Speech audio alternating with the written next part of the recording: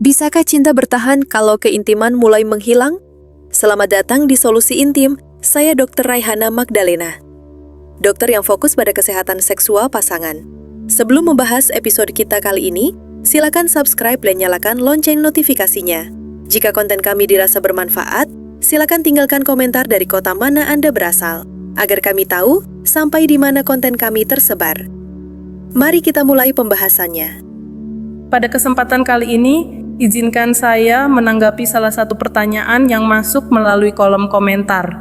Pertanyaannya sangat menarik, dan saya yakin bukan hanya 1-2 orang yang mungkin mengalami atau mempertanyakan hal serupa dalam kehidupan rumah tangga mereka. Berikut isi pertanyaannya.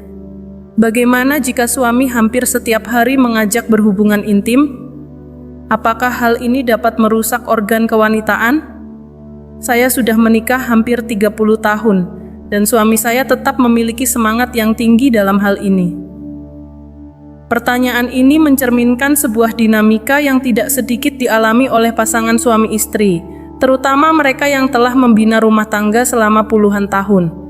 Di satu sisi, adanya keinginan atau semangat dari suami menunjukkan bahwa rasa cinta, ketertarikan, dan kedekatan emosional masih terjaga.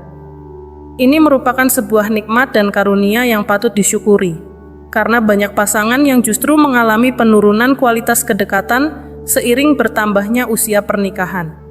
Tapi, di sisi lain, tentu kita perlu menyikapi hal ini secara seimbang, dengan mempertimbangkan aspek kesehatan fisik, kesiapan emosional, dan kenyamanan dari pihak istri.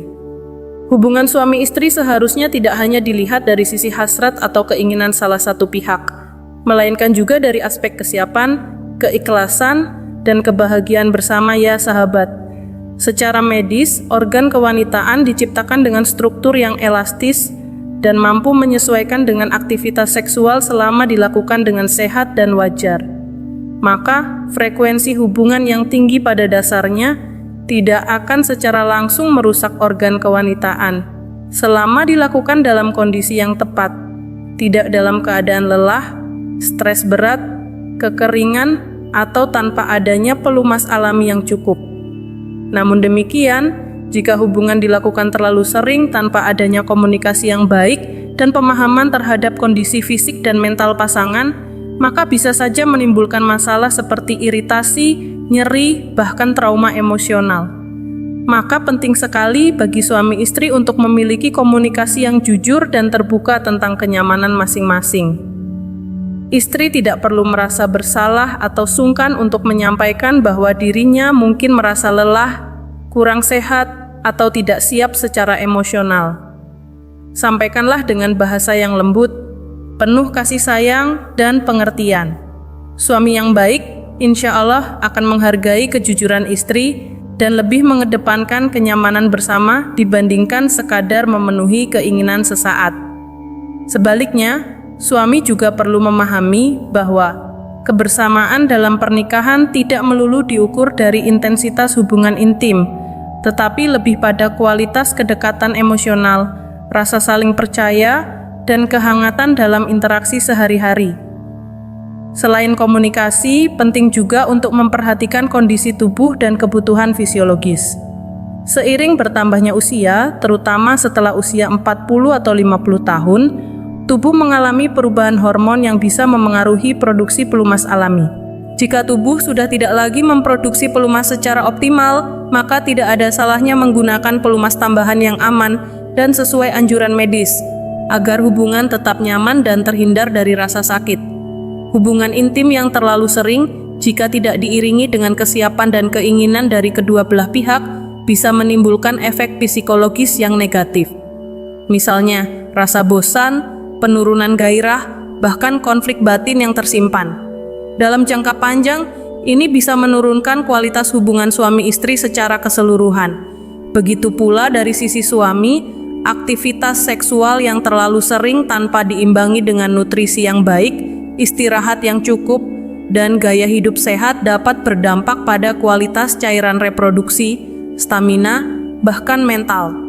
Maka penting bagi kedua belah pihak untuk menjaga kesehatan secara menyeluruh, baik fisik, mental, maupun spiritual sahabatku. Banyak pasangan bertanya, berapa kali idealnya berhubungan dalam seminggu? Jawabannya sangat relatif. Tidak ada angka pasti yang bisa dijadikan standar, karena kondisi, usia, dan gaya hidup setiap pasangan berbeda. Yang terpenting adalah hubungan dilakukan dengan kerelaan, kesepakatan, dan saling ridho. Baik itu 2 kali seminggu, 3 kali, atau lebih selama dilakukan dengan cinta, saling menghormati, dan memperhatikan kondisi masing-masing, insya Allah akan menjadi ibadah yang mendatangkan pahala dan keberkahan. Waktu yang tepat pun bisa berbeda-beda. Ada yang merasa lebih nyaman berhubungan di malam hari, setelah anak-anak tidur dan suasana lebih tenang. Ada juga yang merasa lebih nyaman di pagi hari menjelang subuh, ketika tubuh masih segar dan pikiran belum terbebani aktivitas harian. Semua kembali kepada kesepakatan dan kenyamanan bersama. Yang tidak kalah penting untuk kita pahami adalah bahwa kedekatan suami istri bukan hanya dibangun dari hubungan fisik, tetapi juga dari sentuhan hati, perhatian kecil, doa bersama, komunikasi ringan yang hangat, dan kerjasama dalam urusan rumah tangga sehari-hari. Jangan sampai hubungan intim menjadi kewajiban sepihak, tetapi harus menjadi bentuk ekspresi cinta dan kasih sayang yang lahir dari keikhlasan. Akhir kata, semoga penjelasan ini bisa menjadi pencerahan dan penguat bagi siapapun yang membaca. Jika ada pertanyaan lain, silakan tinggalkan komentar dengan bahasa yang baik dan sopan. Kita semua hadir di ruang ini untuk saling belajar, saling mendukung, dan saling mendoakan agar rumah tangga kita selalu diberkahi oleh Allah Ta'ala. Dan bila ternyata materi ini belum sesuai dengan kebutuhan atau situasi Anda, tidak mengapa. Setiap orang memiliki perjalanan rumah tangga yang unik, dan setiap perjalanan itu memiliki pelajaran tersendiri. Yang penting, tetap saling mendukung, menjaga akhlak, dan berusaha menjadi pasangan yang dirindukan surga. Terima kasih atas perhatian dan kebersamaannya. Semoga Allah senantiasa melimpahkan keberkahan, ketenangan, dan cinta yang tumbuh dalam hati setiap pasangan yang berjuang bersama. Amin ya rabbal alamin. Wassalamualaikum warahmatullahi wabarakatuh.